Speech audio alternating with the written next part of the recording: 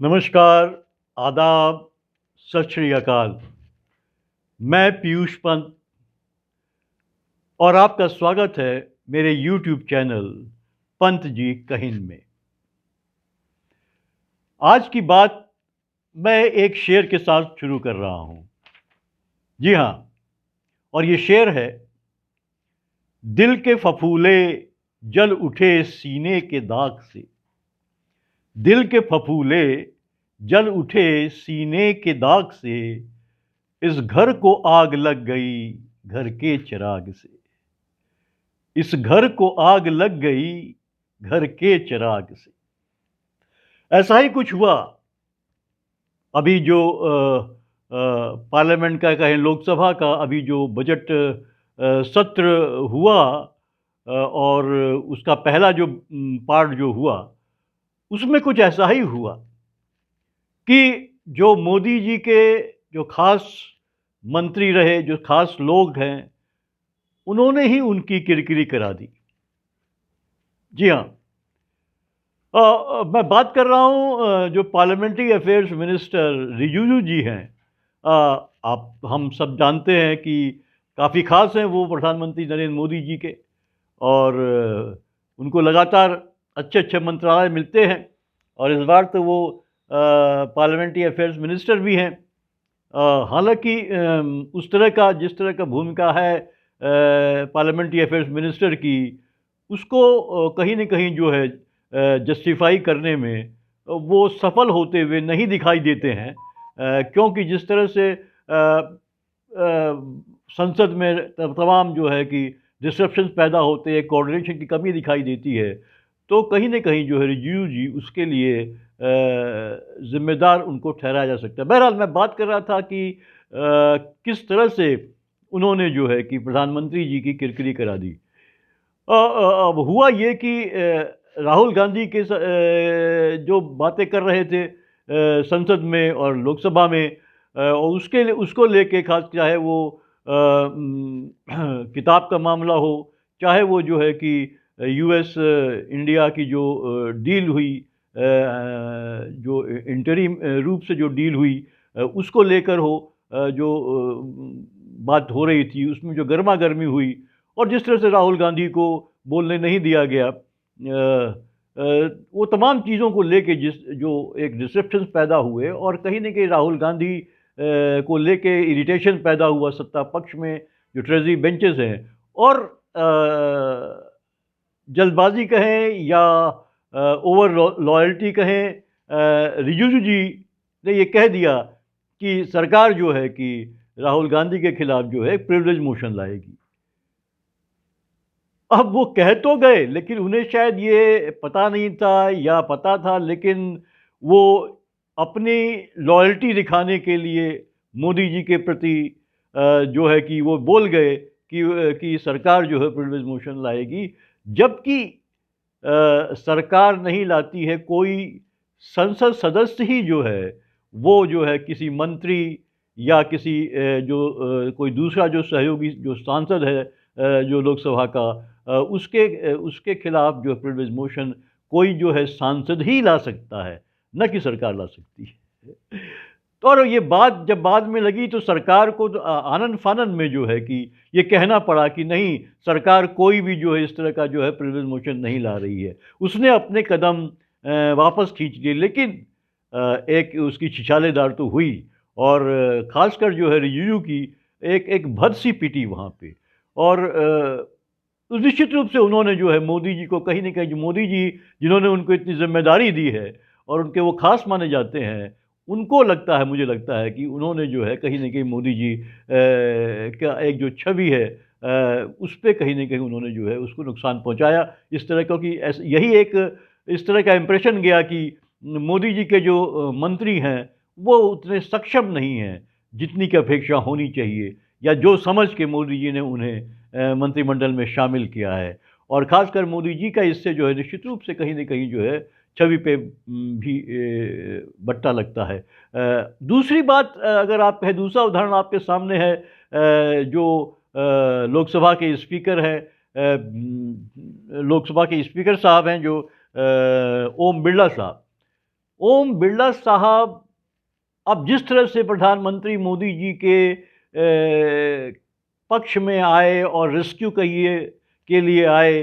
उससे भी जो है स्थिति बड़ी हास्यास्पद बनी, क्योंकि सवाल ये था कि प्रधानमंत्री मोदी जी को जो है कि राष्ट्रपति के अभिभाषण पे धन्यवाद प्रस्ताव पेश करना था। उनको अपना एक धन्यवाद प्रस्ताव पे बात करनी थी, लेकिन वो समय 5 बजे का था, लेकिन जो है कि मोदी जी वहाँ पहुँचे ही नहीं। बात तो ये बनने लगी कि साहब कहीं न कहीं मोदी जी डर गए हैं और इसलिए जो है कि वो नहीं आ रहे हैं। लेकिन ये फिर जो है कि स्पीकर साहब जो हैं कि आपके ओम बिरला साहब, उन्होंने ये कहा कि मोदी जी जो है कि वो नहीं आए क्योंकि उनको जो है कि यहाँ पे संसद में और लोकसभा में कहीं न कहीं कोई खतरा की आशंका, ऐसी खबर, बल्कि उन्होंने तो ये भी कहा कि उनको ऐसी विश्वस्त सूत्रों से इस तरह की खबर मिली है कि उन पे हमला हो सकता था। ये बहुत बड़ी बात थी जो ओम बिरला जी ने कही। इस तरह से उन्होंने मोदी जी को तो बचा लिया, लेकिन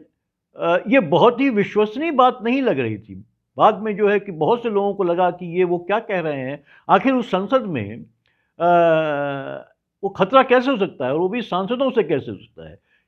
ये बात दीगर है कि वहाँ पे जो है कि विपक्ष के सांसद थे, कुछ महिला सांसद जो है वो प्रधानमंत्री का की जो सीट है, वहाँ तक पहुँच गई थी प्रोटेस्ट के रूप में।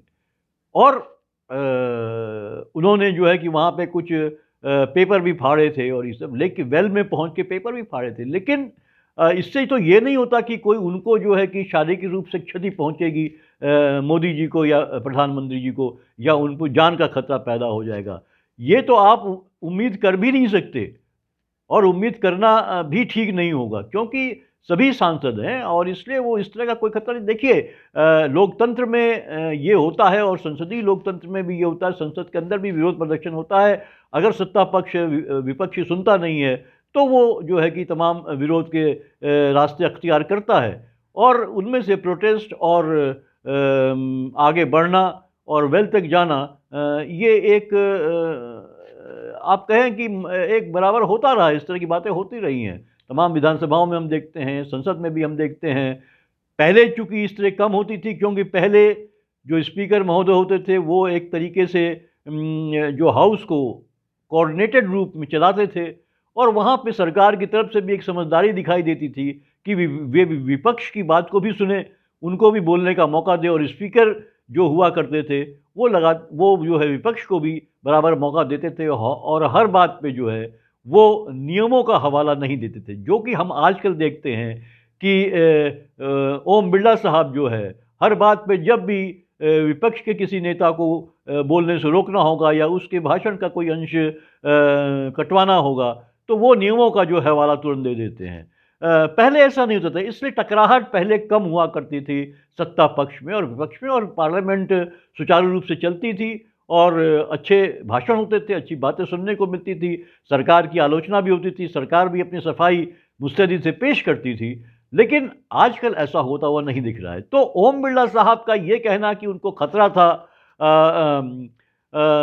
ये बड़ा ही लोगों को इस पे कोई विश्वास नहीं हो रहा था और बड़ा हास्यास्पद लग रहा था कि आखिर मोदी जी को खतरा किससे हो सकता है और कोई सांसद ऐसा कर सकता है, किस तरह खतरा? ये बातें जो है उन्होंने साफ नहीं की, या तो उनको सफाई देनी चाहिए थी हाँ कि कहाँ से पता लगा किससे खतरा होता है, अगर किसी से खतरा है तो फिर कोई एक्शन की ज़रूरत होती है। लेकिन ये बात सिर्फ जो है कह दी गई और मोदी जी वहाँ आए नहीं, और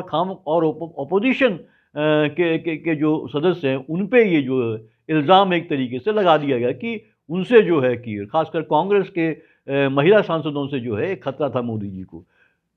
कहाँ से पता लगा ओम बिरला जी को, किसने बताया और किस तरह का खतरा था, इस तरह की कोई भी बात सामने नहीं आई और न लाई गई। तो ये जो है कि अपने आप में एक सवाल खड़ा होता है कि आखिर इस तरह की बात जो है स्पीकर साहब ने क्यों कही? क्या वो अति उत्साह में मोदी जी को बचा रहे थे ताकि मोदी जी किसी एम्बैरेसिंग सिचुएशन में ना फंस जाएं, या मोदी जी कहीं घबरा रहे थे तमाम, जिस तरह से जो है सरकार के ऊपर विपक्ष जो है लगातार हमले कर रहा था। तो हमले शारीरिक रूप से नहीं, शाब्दिक रूप से जो हमले कर रहा था और जो जो जो तर्कों को रखते हुए हमले कर रहा था, उससे कहीं वो घबरा तो नहीं गए थे। इस तरह की तमाम बातें जो है कि आने लगी खबरों में, जो है फैलने लगी इस तरह की बातें, क्योंकि इस कोई कोई ठोस जो है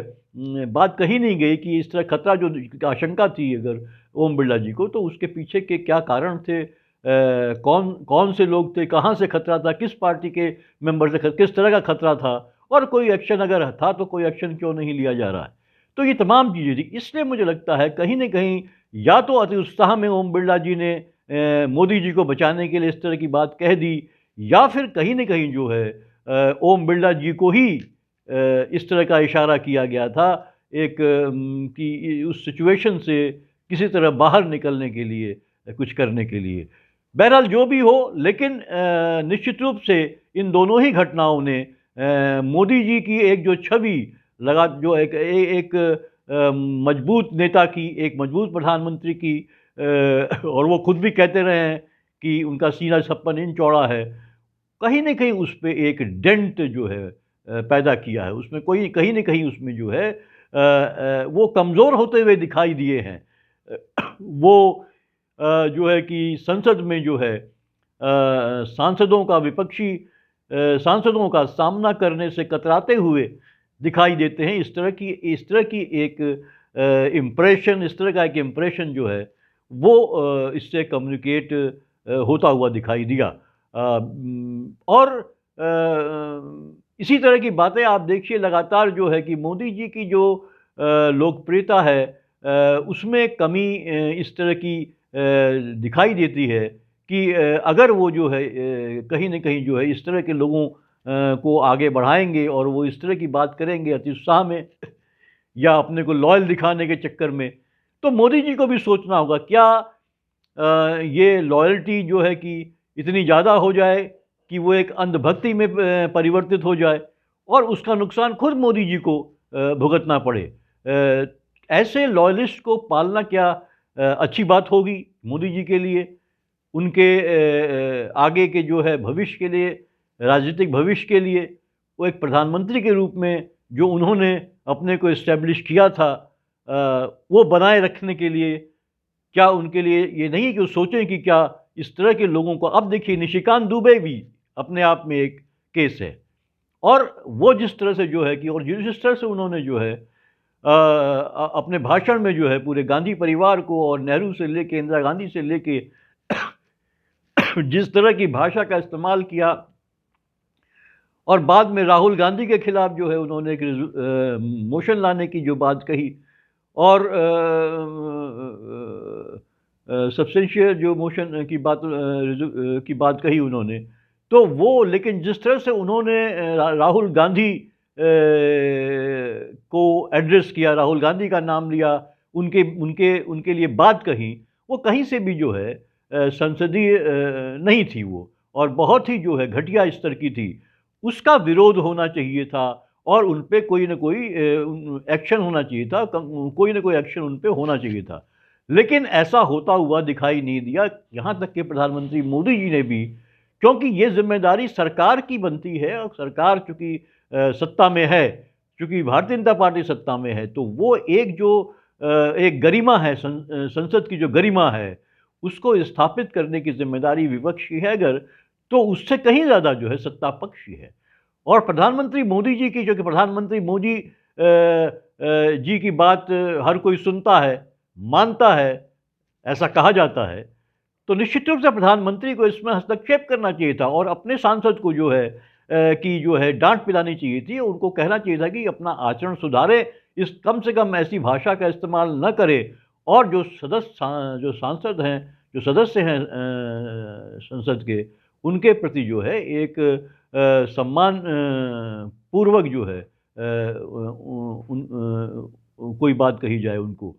लेकिन मोदी जी ने ऐसा नहीं किया, बल्कि खबर तो ये भी आई थी कि किसी कोई मीटिंग थी, शायद वो एनडीए की दलीय मीटिंग थी या भाजपा की दलीय मीटिंग थी, जिसमें उन्होंने जो है कि निशिकांत दुबे की तारीफ करी। तो अब इससे तो जो है कि और भी उसको बल मिलता है। निशिकांत दुबे जो है और चौड़े होके अपना व्यवहार इसी तरह का बनाए रहेंगे और वो कुछ भी कह देंगे संसद में और वो उनको छूट मिल जाएगी, तो निश्चित रूप से एक बढ़ावा ही मिलता है। इसलिए ज़रूरी है मोदी जी के लिए कि वो इस पे ध्यान दें और इस तरह के जो उनके चाहे मंत्री हों, चाहे सांसद हों, उनको कम से कम जो है, जो अपेक्षा इस देश की जनता को भारतीय जनता पार्टी से थी, जो चाल चेहरा चरित्र की बात किया करती थी और जो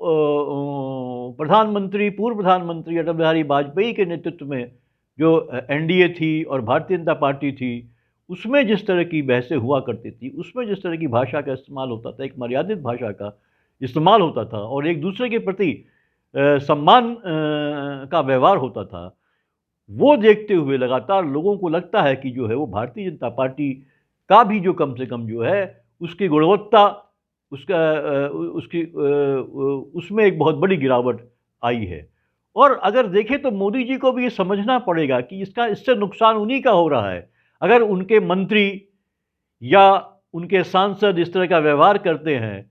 तो अंत में बात जो है प्रधानमंत्री जी के ऊपर ही आती है और उन्हीं की शीशालेदार होती है। वैसे भी मोदी जी को ये सोचना होगा कि क्या वाकई उनको नुकसान हो रहा है कि नहीं हो रहा है। और क्योंकि तमाम चीज़ें तो ये इंडिकेट कर रही हैं कि प्रधानमंत्री मोदी जी जो हैं, उनकी छवि जो है धीरे धीरे अब जो है वो कमतर होती जा रही है, उनकी लोकप्रियता घटती चली जा रही है। और इसका एक उदाहरण ये भी था, अगर मोदी जी ध्यान दें इस पे, जो उन्होंने जो लोकसभा का चुनाव लड़ा है उन्होंने, अगर हम देखें तो लगातार उनकी लोकप्रियता में कमी आई है। ये 2024 के चुनाव से साफ हो जाता है, क्योंकि 2014 में जो है नरेंद्र मोदी जी जो 3,71,784 वोटों से जीते थे। उन्होंने अरविंद केजरीवाल को हराया, जबकि अरविंद केजरीवाल एक मजबूत ओपोनेंट थे उनके और तमाम जो है विपक्षी दलों के एक कंबाइंड कैंडिडेट थे,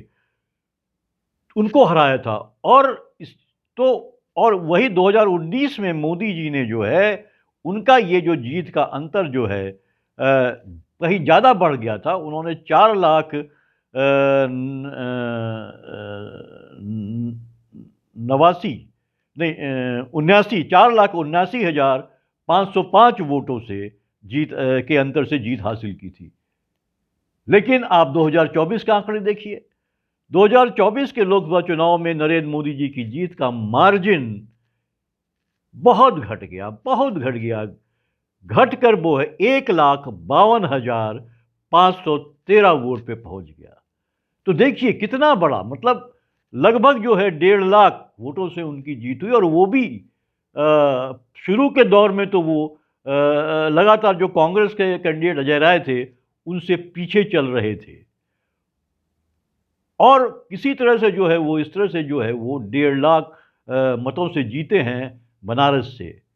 तो आप सोच सकते हैं, तो मोदी जी को भी ये ध्यान देना होगा कि उनकी लोकप्रियता ये दिखाता है कि उसमें कमी आ रही है। जनता ने उनको काफ़ी वोट कम दिए 2024 में। और इसके बाद अगर हम देखें, हालिया भी हम देखें, अगर दूसरा कौन सा ऐसा बैरोमीटर हो सकता है जिससे ये नापा जा सके कि हाँ मोदी जी की लोकप्रियता बढ़ी है या कम हुई है। तो अगर देखिए जो सोशल मीडिया, एक माना जाता है कि सोशल मीडिया जो है एक प्रभावी वो तरीका है जिसके जिसके माध्यम से हम ये जान सकते हैं कि कौन सा नेता कितना लोकप्रिय है। एक टाइम था जब सोशल मीडिया में जो है मोदी जी का डंका बजता था और मोदी जी के जो है कि करोड़ों जो है कि लाइक हाइक होते थे, करोड़ों फैन हुआ करते थे। लेकिन धीरे धीरे अब जो है कहीं ना कहीं जो है उनकी संख्या में कमी होती आ रही है। ये तमाम आंकड़े जो समय समय पर आते हैं वो इस बात को इंगित करते रहते हैं। और अभी जो है लगभग 5 महीने पहले एक रिपोर्ट आई थी जिसमें जिसमें ये बताया गया था कि मोदी जी का जो अगर हम देखें तो लाइकिंग जो है फेसबुक पे वो अब घटना शुरू हो गई है, इंस्टाग्राम में घटना शुरू हो गए हैं और यूट्यूब में भी जो है। अगर अगर उस रिपोर्ट में ये कंपैरिजन किया गया था मोदी जी और राहुल गांधी के बीच एक तुलना की गई थी उनके उनके सोशल मीडिया अकाउंट की। तो उसमें मोदी जी का जो था वो फेसबुक लाइकिंग 63,000 थी, वहीं राहुल गांधी की 3,78,000। इसी तरह इंस्टाग्राम में जो मोदी की लाइक 164,000 1,64,000 थी, वहीं राहुल गांधी के लिए 5,41,000। यूट्यूब में देखें तो यूट्यूब में जहां मोदी के फॉलोवर्स आपके ये 75 मिलियन, वहीं राहुल गांधी के 122 मिलियन। तो ये तमाम चीज़ें इंडिकेट करती हैं कि कहीं न कहीं जो है कि मोदी जी जो जिस तरह से यहाँ के लोगों के दिलों में राज करते थे एक समय में, और वो अब धीरे-धीरे लोगों के दिलों से उतरते जा रहे हैं। क्योंकि ये मैं नहीं कह रहा हूँ, ये आंकड़े बता रहे हैं, ये जिस तरह के जो रिज़ल्ट है, चुनाव के परिणाम ये बता रहे हैं, ये सोशल मीडिया के आंकड़े बता रहे हैं। और एक और बात है कि जिस तरह से आप देखिए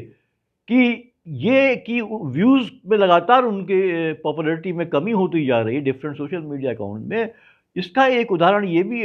है कि जिस तरह से जो तमाम न्यूज़ चैनल्स हैं, जो जिनको हम कहा जाता गोदी मीडिया कहा जाता है, जो मेनस्ट्रीम न्यूज़ चैनल अगर हम कहें, तो उनमें अब जो है प्रधानमंत्री मोदी जी के जो भाषण हैं, उनको पूरा टेलीकास्ट नहीं किया जाता। पहले उनके हर भाषण को, अब कुछ-कुछ सेलेक्टिव भाषणों को जी टेलीकास्ट किया जाता है। पहले चूँकि इतनी पॉपुलैरिटी थी उनकी, इतने व्यूज़ आते थे, इतने लाइक्स आते थे कि हर चैनल जो है उनके हर भाषण को पूरा का पूरा जो है वो टेलीकास्ट करता था। यहाँ तक कि कई बार तो जो है कि पूरे जो शेड्यूल्ड उनके डिबेट के कार्यक्रम हुआ करते थे, वो भी उनको कैंसल करना पड़ा था, क्योंकि मोदी जी की जो भाषण लगातार चलते, लंबे भाषण चलते रहते थे। लेकिन अब उसमें जो है कमी आई है, और वो इस बात से साबित होता है कि अब जो है चैनल्स जो है उनका हर भाषण जो है उस तरीके से टेलीकास्ट करते हुए नहीं देखे जा रहे हैं। तो ये तमाम इस तरह के इंडिकेटर्स हैं जो ये बता रहे हैं कि कहीं न कहीं जो है कि लोगों की जो अपेक्षा थी प्रधानमंत्री नरेंद्र मोदी जी से, वो विभिन्न कारणों के चलते जो है कि अब कहीं न कहीं वो अपेक्षा में वो उनके उनके लिए खरे नहीं उतर रहे हैं, और इसीलिए जो है अब लोग के जो नंबर ऑफ लाइक्स कह लीजिए, नंबर ऑफ व्यूज़ कह लीजिए, वो तमाम जो है कि उसमें जो है गिरावट आती जा रही है। और 2024 के चुनाव में तो हमने देखा ही था कि मोदी जी किस तरह से जो है कि कहाँ 5-5 लाख उनकी बढ़त थी जो है, पौने 5 लाख, 5 लाख, और वो 1.5 लाख पे आके सिमट गई। तो मोदी जी को भी इस तरफ ध्यान देना होगा, सोचना होगा, क्योंकि अगर आप अपने चमचों से ही घिरे रहेंगे, ऐसे ही लोगों से घिरे रहेंगे जो आपका स्तुतिगान करते रहेंगे, और आपको जो है कहीं न कहीं जो है अभी एक और यही निशिकांत दुबे जी एक इंटरव्यू दे रहे थे किसी चैनल को। वो उनसे सवाल पूछा गया, जो सवाल कि मोदी जी से जो सवाल पूछा जाता है वो उसका जवाब नहीं दे, तो उसने कहा कि मोदी जी जो है, वो सवालों से ऊपर हैं। मतलब मोदी जी जो है वो अकाउंटेबल नहीं है, वो सवालों से भी ऊपर है, उनको एक हाई पेडेस्टल में चढ़ा दिया। मुझे लगता है यही जो है, इस तरह की बातें जो है वो खतरनाक हो सकती है मोदी जी के लिए, मोदी जी की लोकप्रियता को लेके जो जो वास्तविकता है उससे मोदी जी को अवगत न करा के जो है एक ऐसी दुनिया में उनको रखना जहां उनको लगे कि नहीं, मैं तो जो है कि अभी भी सबके द्वारा उसी तरह पसंद किया जाता हूं जैसे मैं 2014 से लेके 2019 के बीच में था। तो बेहतर होगा कि मोदी जी के ही अपने ही इंटरेस्ट में उनके होगा कि इस पे वो तवज्जो दें, और कम से कम जो है ऐसे अपने मंत्रियों और सांसदों की भाषा पे, उनके अति उत्साह पे लगाम लगाएं, ताकि जो उसका नुकसान उनको आगे चल के भरना पड़ सकता है, उससे बचा जा सके। तो आज के लिए बस इतना ही, लेकिन इससे पहले कि मैं आपसे विदा लूँ, मैं चाहूँगा कि आप इस मेरे यूट्यूब चैनल को ज़्यादा से ज़्यादा संख्या में देखें, इसको पसंद करें, इसको ज़्यादा से ज़्यादा सर्कुलेट करें और सब्सक्राइब भी करें। सब्सक्राइब ज़रूर करें ताकि हम जो बात, आपकी बात, इस देश की बात, इस समाज की बात और वो बात जो दूसरे आपसे नहीं करते, वो हम आपको दिखा सकें, आपको बता सकें और ज़्यादा से ज़्यादा लोगों तक हम पहुँच सकें। तो फिर मिलते हैं अगले एपिसोड में, तब तक इजाज़त दीजिए। नमस्कार।